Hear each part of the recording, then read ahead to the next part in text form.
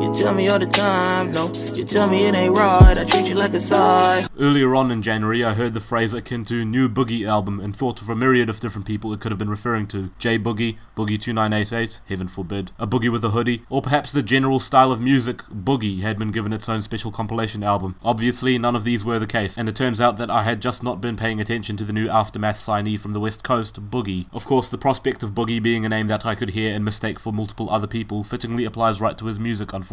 Anthony Dixon's debut album has been a long time coming, but it holds the fatal flaw of writing familiar sounds in such an uncharacteristic manner that I would be capable of easily mistaking his songs for another person. This is notably different to how I feel about his introspection at times, because it is clear that he places a lot of thought into his writing, but there's a clear discrepancy between struggle and ability to make me engage with the musical portrayal of said struggle. This is unfortunate because while I'm usually out to accept a piece of music even when it doesn't excite me personally, this happens to be one of the cases where Boogie and Co.'s musical decisions betray the weight of his own words. Let's lay out an example, right? One of the only highlights is an interlude named LOL SMH, a mature dose of clarity where Boogie reckons with his own insecurities in a space where our consciousness and day-to-day value is defined by our presence on social media. It's a thoughtful moment of sincere evaluation on the album. Elsewhere, however, Boogie's own introspection is held back by his desire to ride particularly poppy flows that don't allow for him to elaborate at all, or to stick to the same passable soul jazz instrumental in the hopes that it'll carry forward the emotive potential in his word, but fumbles on that task like Jack and Jill attempting to use a colander. A lot of this weight is lost in the process. Boogie himself isn't very convincing with his delivery either, rarely intense when it should be in moments where he is recollecting his experience of sharing custody of a child, as well as deficiencies in the state of his mental health, sadly instead resulting in songs that plod along like a broken jandal. Ultimately, it's an album that sounds more passive than it should, with instances where the very few guest vocalists are more distinct than Boogie himself, holding itself at the 4 out of 10 tier, but likely with too loose a grip to be that certain of where it stands at all. Extra note, some of you may wonder why I didn't clown Eminem's verse at all during the bulk of this review. To be honest, it did seem like a job that had been done before for me, and I'm aware that Eminem's corny deviance towards unfunny punchlines is a point of contention where that sort of shtick is getting very old, but the fact that that doesn't even cause its track to be the worst on the album is telling of the rest. At worst, the Eminem verse is a silly moment on the album that briefly appears and then departs like the ghost of Christmas past its expiration date. I think reveling in shock at a horrendous joke is more of an exciting provocation than the remainder of an album that consistently keeps me waiting for any moment where the introspection culminates into anything vaguely interesting.